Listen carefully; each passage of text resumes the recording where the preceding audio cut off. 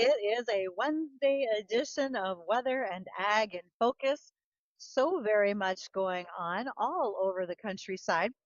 I'm going to test Addison's reaction time and audio ability today. Are you curious how that's going to happen, Addison? Yeah, a little bit. Okay, so I am on my way back from an event in Oneida, South Dakota, and I'm just outside of Selby, South Dakota.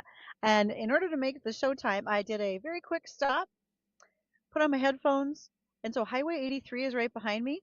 And I'm pretty sure there's a sign further down the road somewhere that says, when you go by that blue pickup, make sure to use your Jake brake or toot your horn or something. So these guys are going to be fairly entertaining during the entire show today. Oh Good luck, boy. my friend. Oh, okay. Yay, great. I can't wait.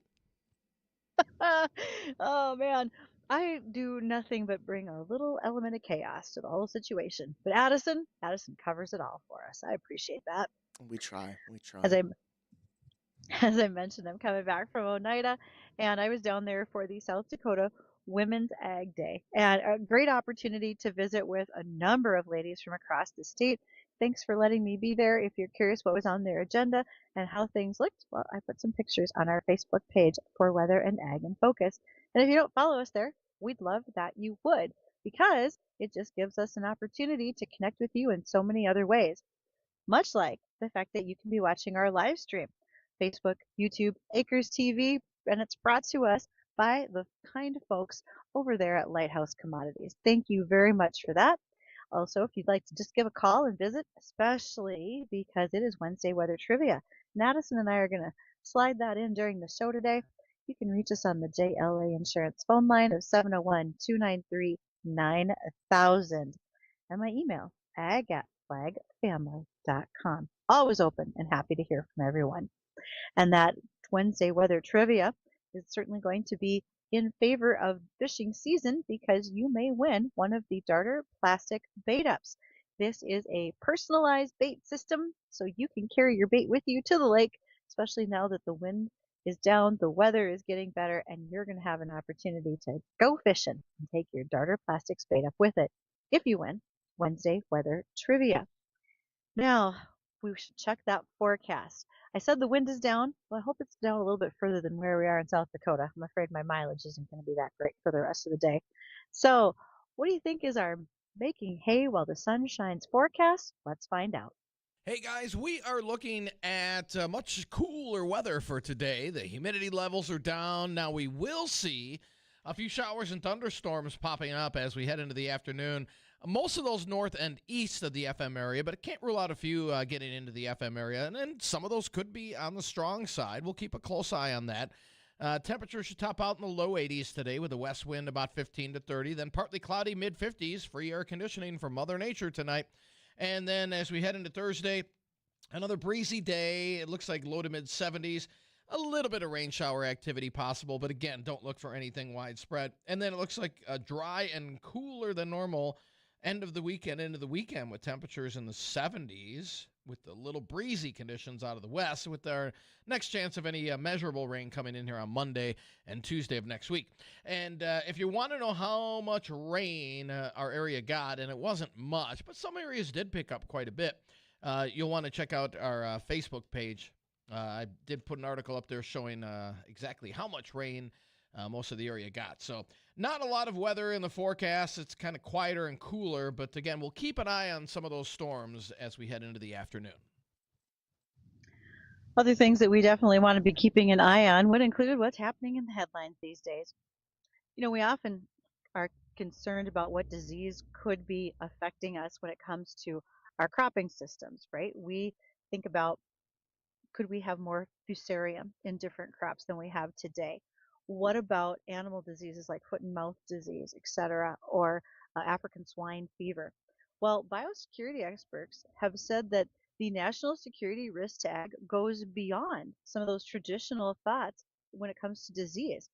In fact, when you think about some of the biggest risks, they really would come from the supply chain disruption, difficulties getting seed, having seed in the right place, having seed for the right planting zones. Because if you have something that's too long, you wouldn't get it to maturity in time for that planting season. So a bad actor could really throw a wrench into that system. Same with accessing fertilizer in a timely fashion. Diesel fuel.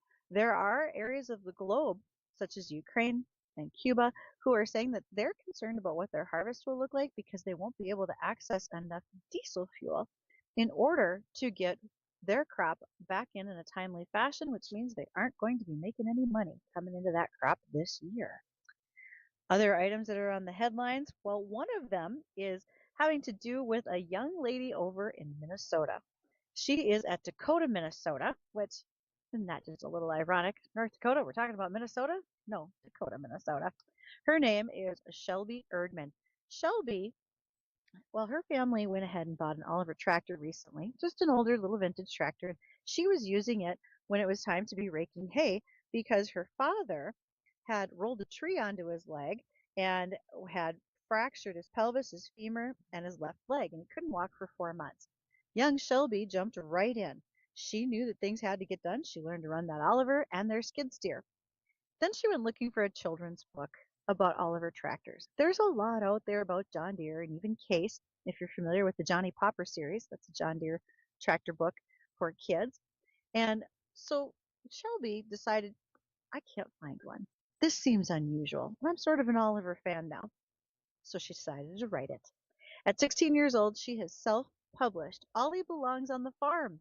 It is a children's book about a new tractor that arrives on the farm in time to help make hay. And the Ollie the tractor discovers he looks nothing like all the other tractors on the farm.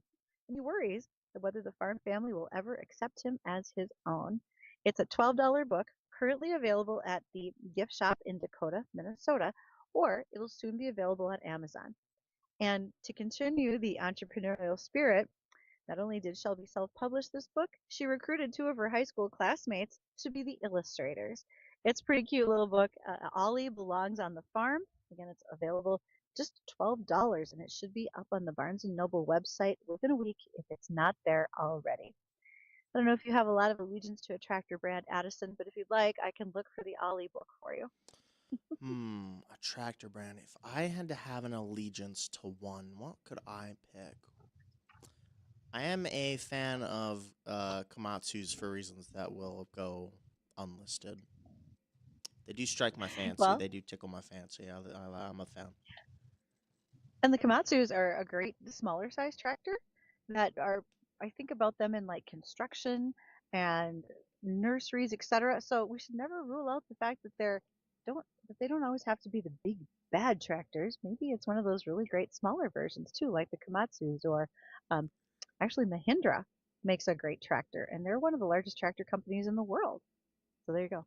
New words to learn. New Komatsu words. Now the and challenge Mahindra. is to use them once for the rest of the week. Look, I have a friend who knows that we do this show every day, and she randomly will text me the name rutabaga just so I either start laughing or have to use it in a sentence when she says it. So you never know. And we might have to talk about rutabagas on this show. I'm a fan.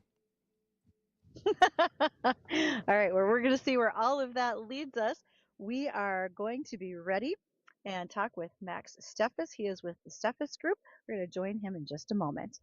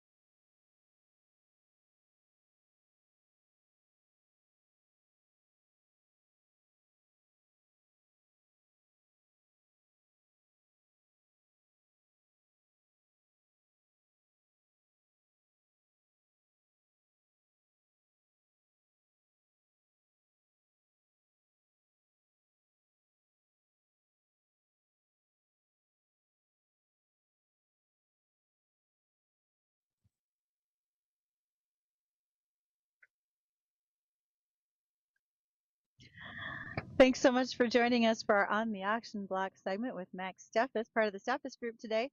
Max, I want to apologize for keeping you holding for a little while. Thank you for sticking a while around, though. I appreciate it.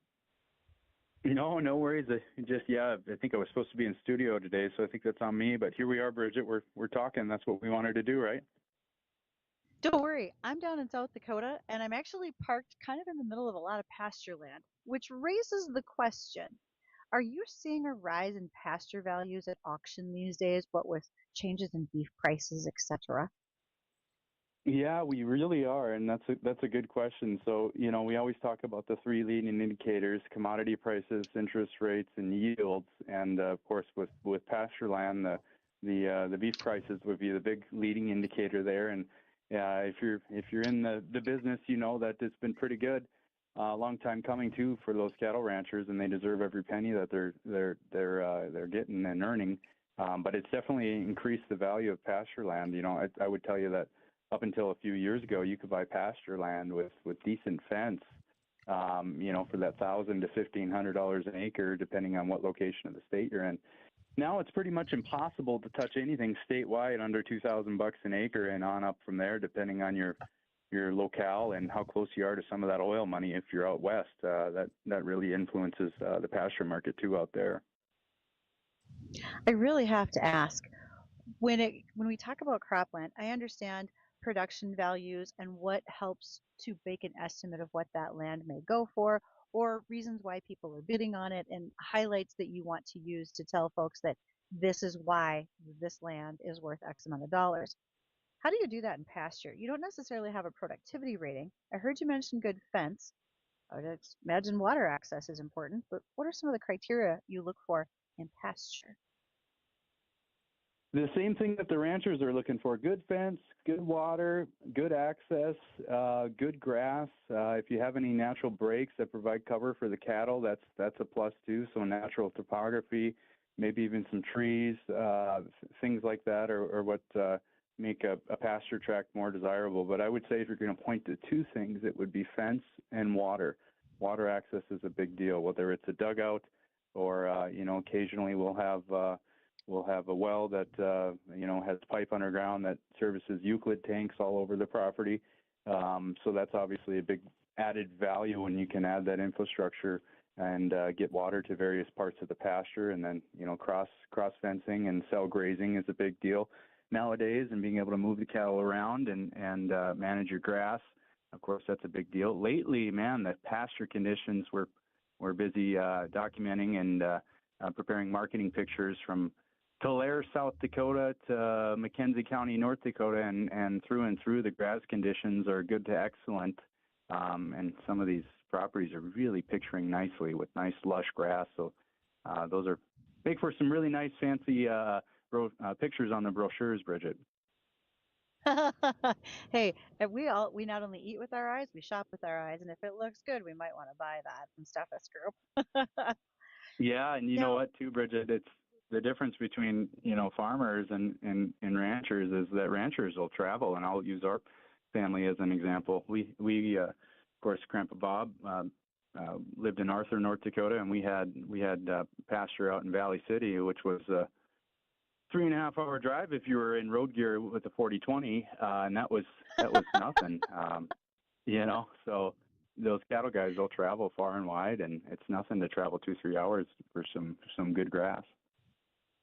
I got to tell you that road gear and a 40/20, that's a lot of AM radio time, my friend. A lot. Yeah, well, I always got to follow Grandpa in the pickup behind, and a lot easier to fall asleep when you're in the heated pickup cab than when you're freezing your butt off in an open station tractor. Boy, no kidding. One thing that is talked about by many farmers and ranchers is a 1031 exchange. Now, I'm going to ask you to define that just a little bit, that piece of tax code. And do you, as an auctioneer, see that happening more frequently right now? Kind of give us your feedback on what you think. Well, the 1031 tax deferred exchange allows landowners and real estate sellers really to defer their capital gains on their property. And what that means for production agriculture is a lot of times the sellers that we deal with, either have a very low basis because of death, because when you die, you get what's called a stepped up in basis. And I should preface this conversation with I'm just a dumb auctioneer, but I know enough to be dangerous, Bridgette, and consult your No, tax no, you're expert. very good at this, Max. Very good at this. So, if mom or dad have died and they've passed the quarter section or the section on to the family heirs, there's a stepped up in basis that occurs at the time of death. But a lot of times we work with sellers where they've owned the property for 30, 40, 50 years, and the basis is $100 an acre, and we're coming in there and doing a good job and inviting the world, and we're getting 5,000. So there's a $4,900 gain right there. And if you don't take advantage of that 1031 tax deferred exchange where you reinvest in like kind property, either real estate or what's called Delaware Statutory Trust, DSTs, and there's all sorts of DSTs from, there's DSTs that buy Dollar General stores. There's DSTs that buy and build the Verizon Wireless headquarters. You can reinvest into those financial vehicles and avoid your capital gain. So what it means for farm families is an opportunity to access your equity that you've worked hard for and that you've earned before you die, and insulate your tax gain with that 1031 tax deferred exchange. There's also the reverse exchange where you do the opposite of that. Maybe you buy a quarter of land on one of our auctions. You can actually pay for that land through the equity in your other properties through sale of that property, and it's done in the reverse. A little bit more cumbersome, but there's all sorts of experts out there, qualified intermediaries that do that every day, and that we work with every day too. There's a reason why you have a handle on what's going on in the region, because there are so many things that happen at Steffes Auction and so many reasons why you're the experts in the area to help advise and not only to buy and sell.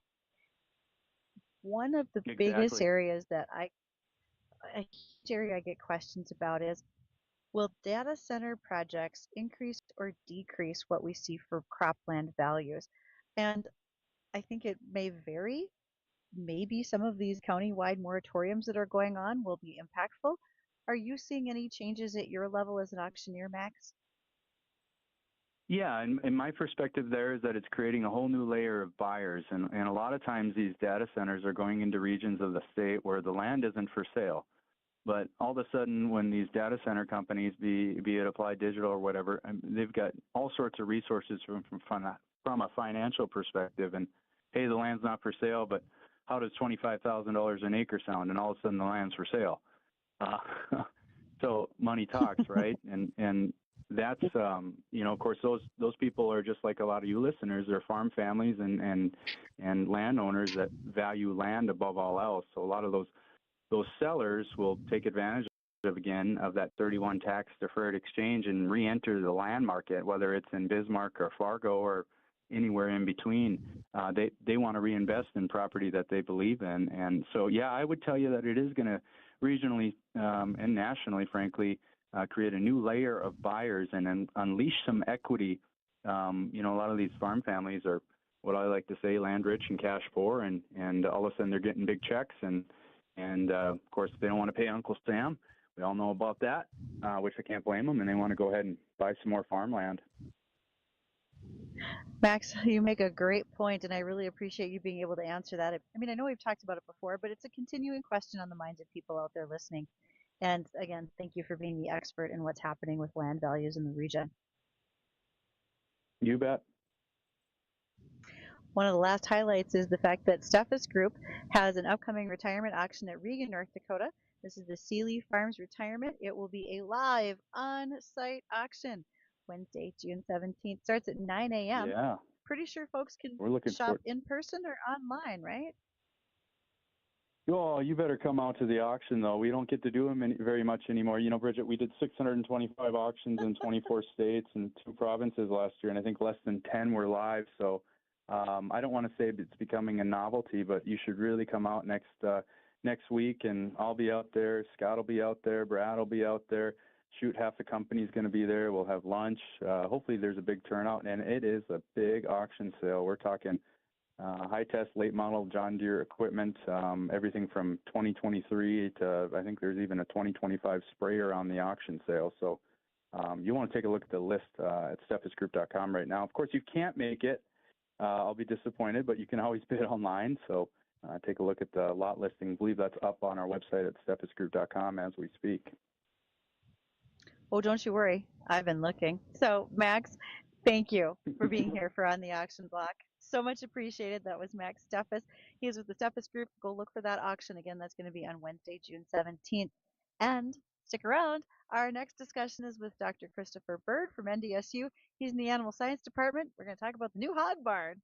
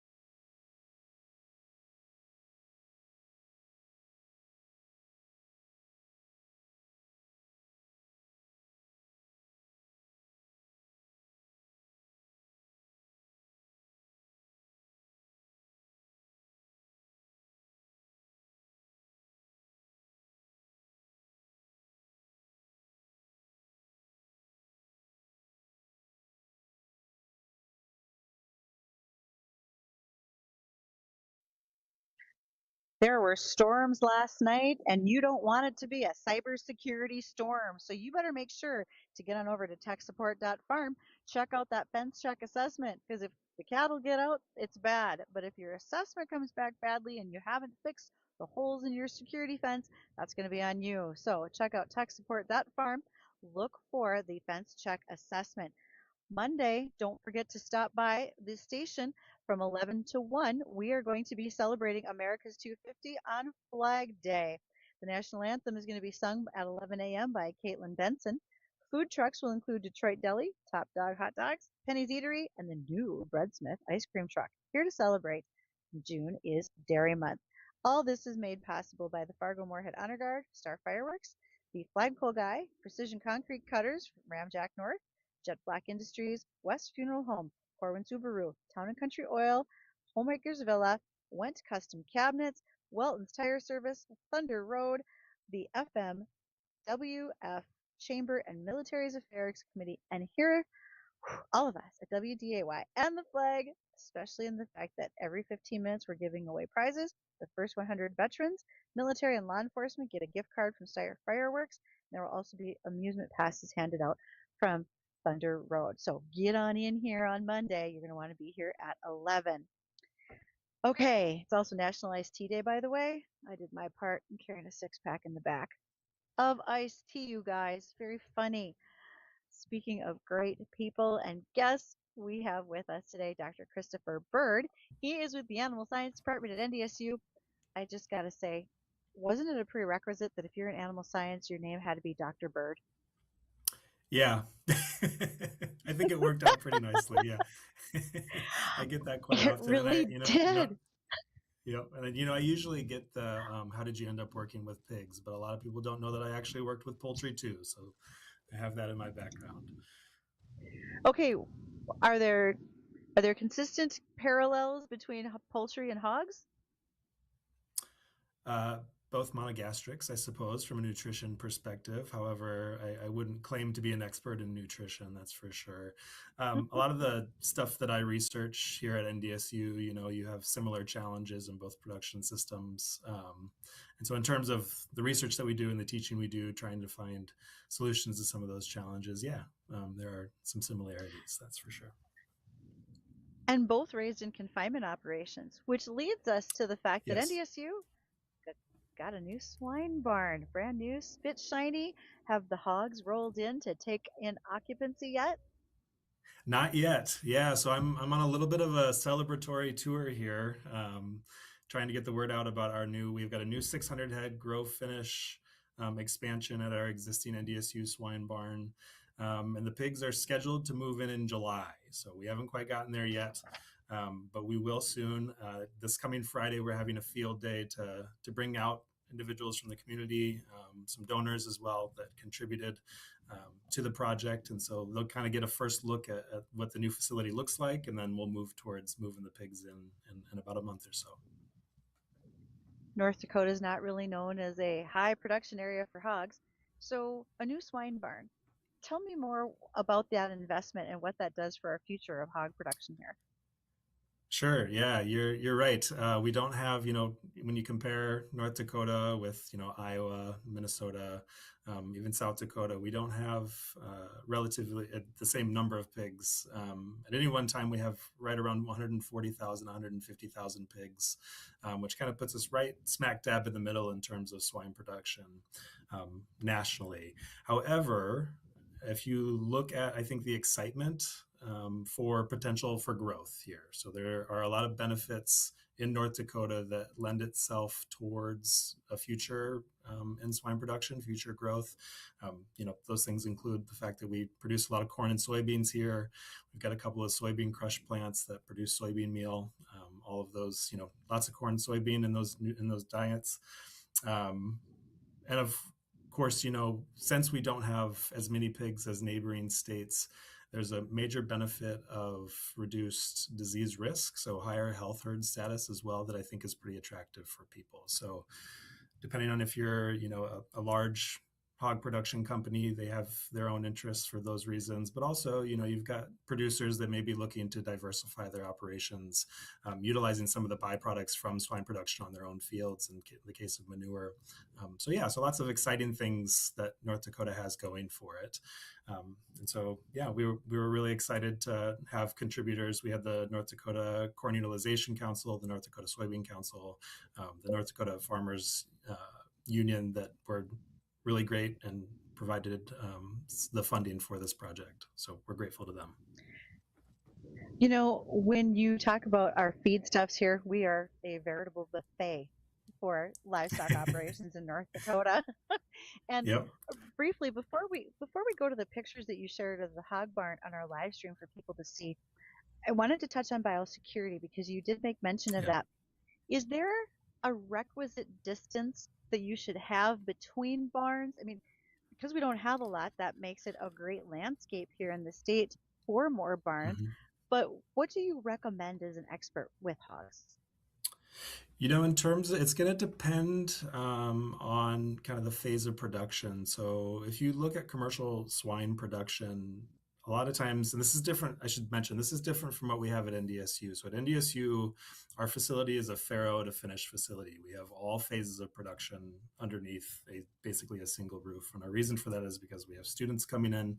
We've got to teach them every single phase, what that looks like. But commercial production is segmented in the sense that you have different phases of production located at different facilities in different areas. So, recommended distances, I don't know that I could give you an easy number, I would say. It's probably more of the phase of production and how distant you want your farrowing unit to be from different grow finish units, because you've got young animals, you've got older animals, differences in susceptibility to disease, those types of things. But you're exactly right. Biosecurity is extremely important in terms of trying to reduce disease risk for our pigs. That's wonderful information. Something that we don't often think about is, again, it depends on the phase of your operation. So speaking of the operation, you sent us some photos, and I would love for Addison to show those photos in the live stream and just tell us what's going on in these photos, Dr. Byrd, because it's a brand new shiny barn. It's really exciting. That's true. That is not a barn. That is a classroom.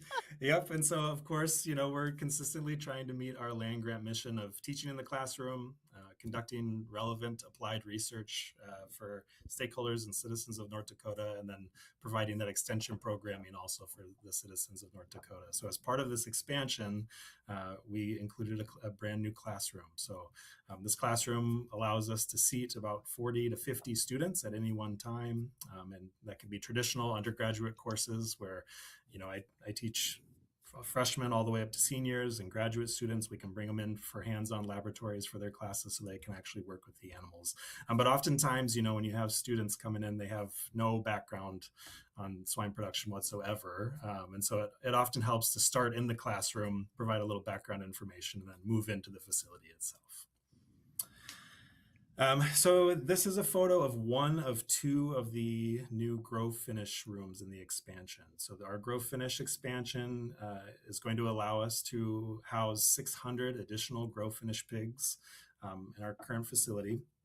And so this is the smaller room where we will be able to bring in 200 of those pigs. And as you can see, we're very excited.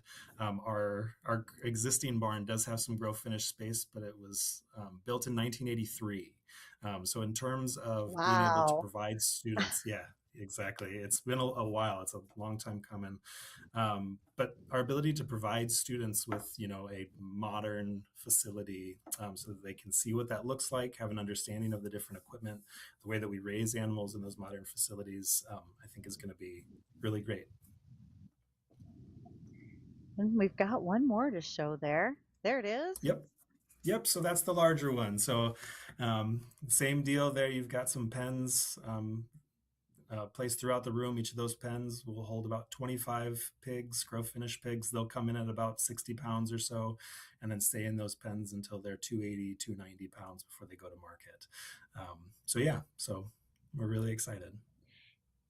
And you can change out some of the configurations of what's going on as well, depending on hog size, etc., right? Depending on how you need to separate the animals while they're there in the facility. We could potentially do that. These are going to be mostly stationary. Mhm. We've got some extra pens that allow us in the building that allow us to do some more of those. We can change up configurations. But this will allow us to have kind of stationary pens where we can conduct really relevant research on the grow finish side. It's going to be relevant for citizens, stakeholders, industry.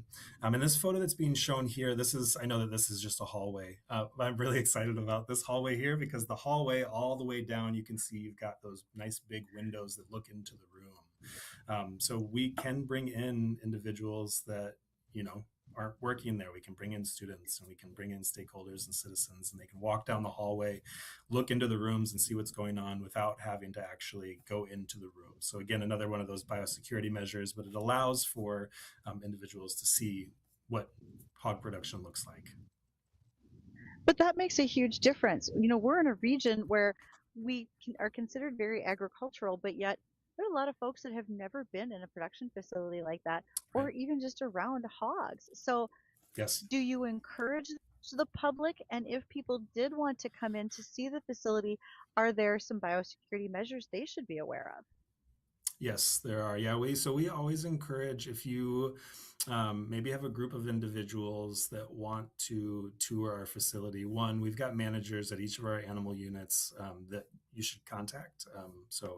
Megan Kavanaugh is our current swine barn manager and really oversaw a lot of this work. So we're really grateful for her. She is the person to contact about putting together a tour. You can't just drop in at any time you want to. We do suggest actually scheduling a tour ahead of time.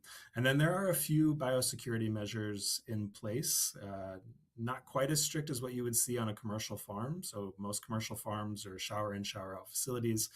Because of our mission, where we are needing to bring in multiple people that aren't there on a daily basis, we do have some biosecurity measures in place that aren't restrictive in the sense that you've got to shower in, shower out, change your clothes. We've got booties, a Danish entry system. We've got kind of movement patterns throughout the facility, those types of things. So we're always happy to work with willing groups that would like to come and visit the swine barn. To be honest, I don't think I've been in the swine barn at NDSU since I was a freshman or sophomore in college in the early 90s. So even though I Okay, can't be there on Friday, I think I'm going to need to schedule a trip. would love to have you. That would be wonderful. Yeah, that would be great. Well, we look forward to staying in touch. I hope as you are working on research projects and there are things you'd like the public to know about, please reach out anytime. I would be more than happy to talk about the bacon seeds that you're raising so we can learn more at any time about what's happening in hog production. Absolutely wonderful. Thank you, Bridgette. I appreciate you letting me take some time to come and spread the news. Well, we'll make sure there's plenty of that coming up in the future. So thank you, Dr. Christopher Byrd with NDSU's Animal Science Department. All right, be ready. We're going to do Wednesday weather trivia on the JLA Insurance phone line next.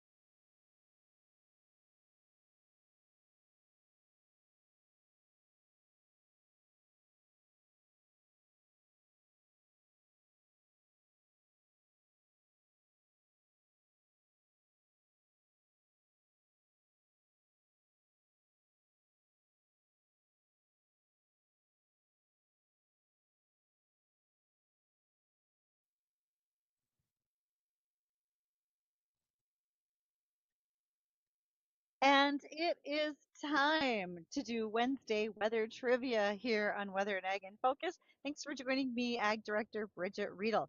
Reminders, if you have prizes at the front desk, don't forget to come and get them. And if you have won within the last 30 days, you can't call in today. So we're keeping an eye out for you.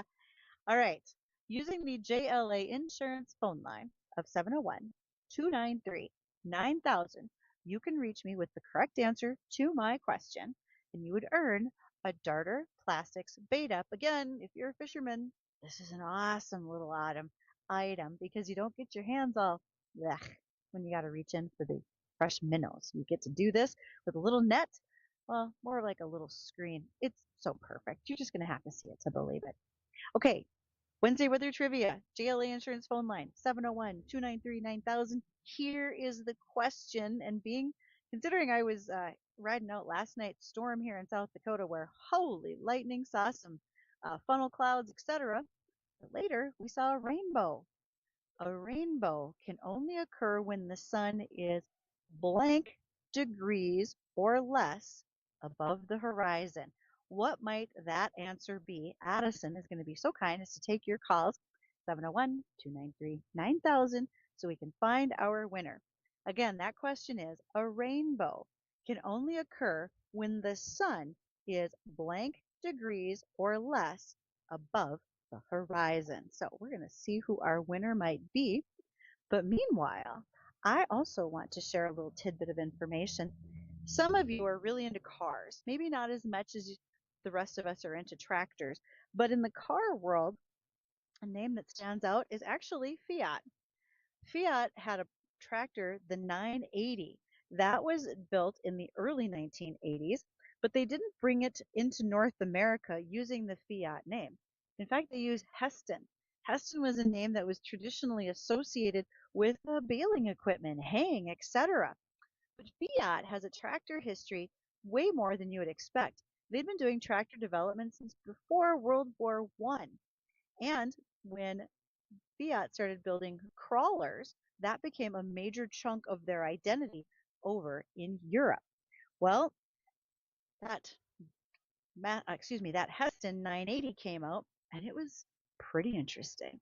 It had the 1980s options of air conditioning, I'll take it, a cassette player, how high class, even a CB radio. And then the cab was isolated from the tractor to cut down on the vibration, which was a nice feature, but not really revolutionary because that had been happening in other brands for years.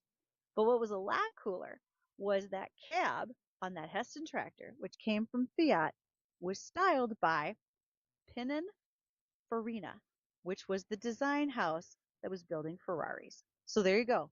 That Heston 980 has design elements from a Ferrari car, because who wouldn't find that awesome? No winner yet on our Wednesday weather trivia. We may have to carry that over until tomorrow. And again, that question was, when it comes to rainbows, a rainbow can only occur when the sun is blank degrees or less above the horizon. Can't wait to see if you look up that answer. Let me know, because we'll talk about it tomorrow on Weather and Ag in Focus. But first, you're going to want to catch up with Jay Thomas coming up next.